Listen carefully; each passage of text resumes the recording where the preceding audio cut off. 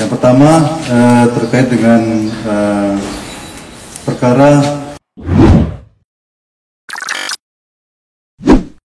apa sih pemicunya kita kok tega melakukan itu, Mbak?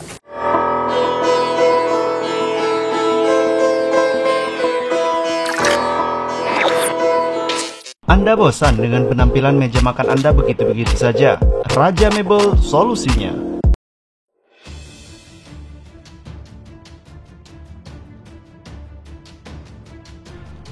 DS, warga Kecamatan Napal Putih, Kabupaten Bengkulu Utara, Provinsi Bengkulu, mendadak menjadi perhatian publik usai tega menghabisi nyawa anak kandungnya sendiri yang masih berumur 4 tahun di kediamannya pada Sabtu 12 Juni 2021. Saat ini, DS telah mendekam di sel tahanan Mapolres Bengkulu Utara usai ditangkap anggota Satuan Reserse Kriminal Polres Bengkulu Utara dan resmi ditetapkan sebagai tersangka pembunuhan tersebut. Wakapolres Bengkulu Utara, Kompol PM Amin mengatakan tersangka mengaku pembunuhan tersebut dilandasi rasa dendam kepada mantan suaminya yang meninggalkannya dan menikah lagi dengan wanita lain. Wakapolres menjelaskan pengakuan dari tersangka, kejadian itu bermula dari suami kedua tersangka tidak berada di rumah. Saat itu, korban rewel dan menangis meminta jajan. Tersangka yang sedang dalam kondisi banyak masalah diduga emosi dan gelap mata, kemudian langsung memukul anaknya menggunakan gesper.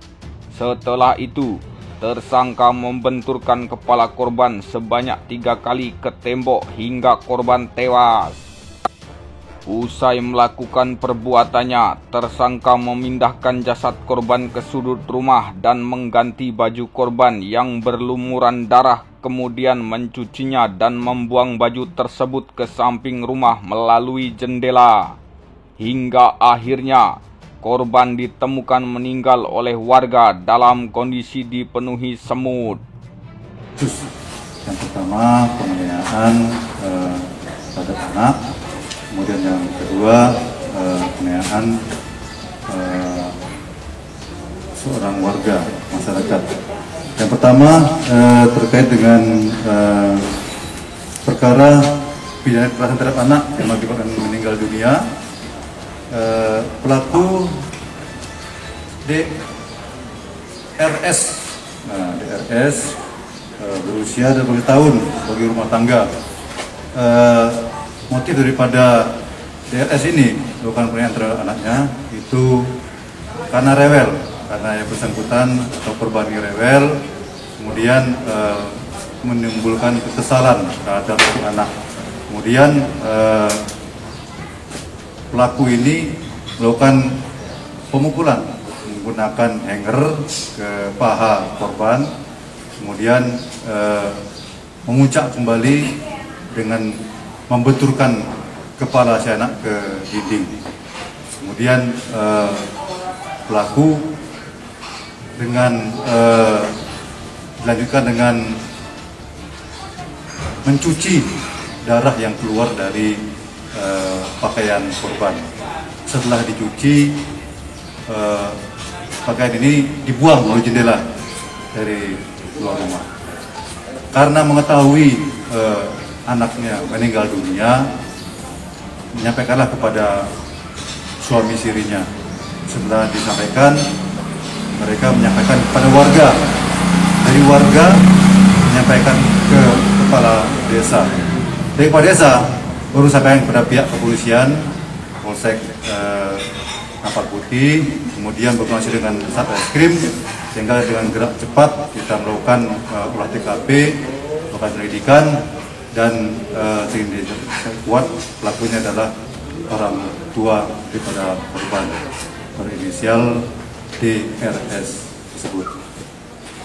Dan saat ini pelaku kita kenakan Undang-Undang Nomor 23 Tahun 2004 tentang penghapusan kekerasan dalam rumah tangga, ancaman lebih kurang 20 tahun penjara. Ya, itu kasus yang pertama. Sementara itu, tersangka mengaku sadar bahwa perbuatannya telah membunuh anaknya adalah perbuatan yang salah. Namun, akibat rasa kesal kepada mantan suaminya yang meninggalkannya sejak mengandung korban 4 bulan yang menyebabkan dirinya gelap mata hingga tega menghabisi korban. Mbak, nyesal nggak Mbak kita sudah melakukan itu Mbak? Ya, nyesel. Nyesal ya. Itu kita sadar nggak kita telah melakukan itu Mbak kepada anak kita? Sadar. Sadar. Sadar salah. Sangat-sangat. Itu memang ada dendam gitu sama anak kita enggak? Apa sih pemicunya kita kok tega melakukan itu Mbak?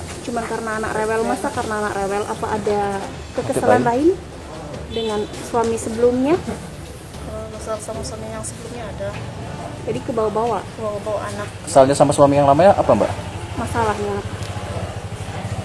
Kesel sama suaminya kenapa Mbak? Yang Dia nikah lagi ya? Dia nikah, dia berhubungan dengan wanita yang lain. makanya cerai gitu. Jadi ke bawah-bawah sampai ke anak. Anda punya rumah tapi bingung mau beli sofa berkualitas? Raja Mebel punya solusi buat Anda.